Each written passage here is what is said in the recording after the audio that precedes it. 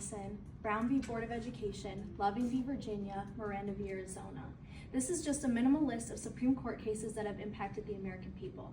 The United States Supreme Court has ruled an estimated 35,000 cases since 1791, all of which have impacted the government, citizens, and society in some way. Our laws are shaped by Supreme Court rulings on a wide range of topics, from things like healthcare to gun control. Your daily existence, your liberties, and your future may be impacted by these decisions. However, justices currently hold their positions for life, giving a select few a lot of influence for decades. Regardless of your political affiliation, you are impacted by this issue. As a political science major and someone who researched this topic extensively, I am here today to argue that Supreme Court justices should have term limits. There are three key reasons why Supreme Court justices should have term limits. These are to reduce the politicalization of the court, to promote judicial accountability, and to ensure a more balanced and democratic rotation of power. First, I'm going to examine how term limits could help keep the court impartial. The implementation of term limits would ultimately reduce the politicalization of the court. Article 3 of the Constitution states that justices shall hold their offices during good behavior. This has been interpreted over time as a life term. However, it is important to remember the context in which this was written. During this time, lifespans were significantly shorter than they are today. According to Liza Hillbank in her 2024 article from the Brennan Center for Justice, the average Supreme Court term since 1993 has reached 28 years. This is compared to 14.9 years, which was the average between the years of 1789 to 1970. Here you can see that in graph form. The court has had its current makeup with Republican control since 2022, and there have been many monumental cases that have been brought to the court in these past 3 years. For instance, the court shut down former President Joe Biden's proposal to get rid of billions in student debt. This shows the utter impact that the court can have. In addition, concerns over judicial ethics have intensified. According to Bern Dubusman Jr. in his 2024 article from BBC, he states, outcries over judicial ethics have recently grown stronger after journalists investigated Justice Thomas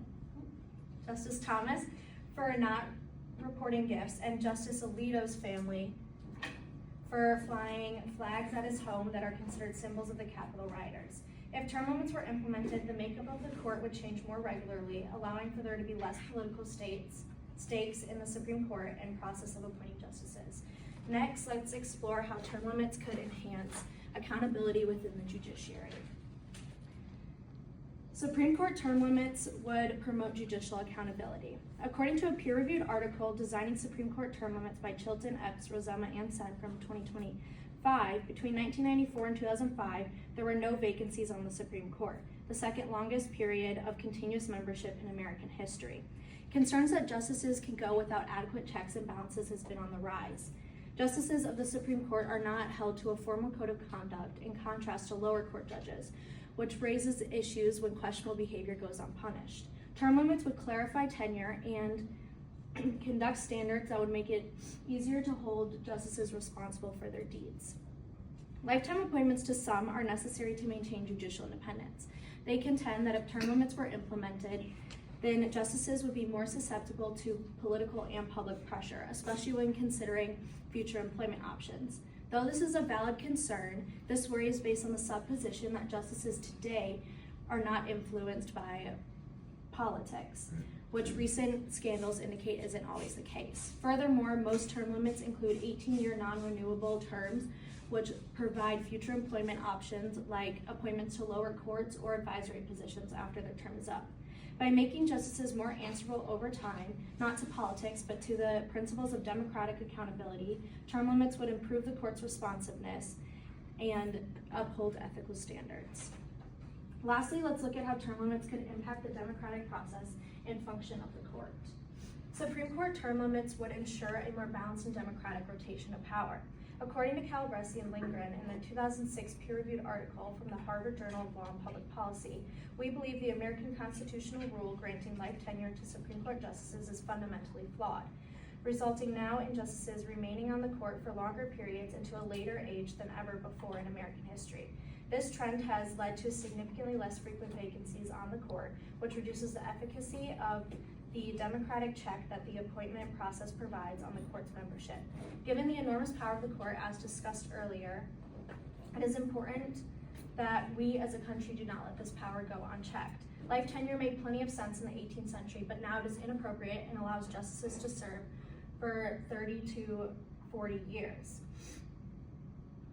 This ultimately hurts checks and balances, which is at the root of the American government and something our founding fathers stressed was necessary. Now, term limits are a huge change. This was addressed in a proposal titled The Case for Supreme Court Term Limits by U.S. Supreme Court Working Group from 2021, where it was stated, currently serving justices would not be impacted by the new system and would be able to serve in active status for as long as they otherwise have served. Look at it this way, every generation deserves to have some input in the direction of the country, but when justices serve for decades, entire generations like ours can go without any effective representation on the court. For me, and I'm sure for many of you, this is not merely frustrating, it is fundamentally unfair. Here you can see all the ages of the current justices to get a picture of what generations are represented right now. By implementing term limits, we would be able to honor the democratic process and ensure a more balanced rotation of power. Now that we have gone in depth and looked at all the evidence, I'm going to sum up what I talked about. Today I told you about 3 reasons why Supreme Court justices should have term limits. These were to reduce the politicization of the court, to promote judicial accountability, and to ensure a more balanced and democratic rotation of power. I urge all of you to take time out of your day to research this issue further and to participate in the democratic process as much as you can, so we can ensure the government reflects the will of the people. As George Washington once said, the administration of justice is the firmest pillar of government. If we are going to preserve this pillar, we must ensure that the judiciary is responsive, accountable, and fair to the people. Term limits would help us achieve this goal.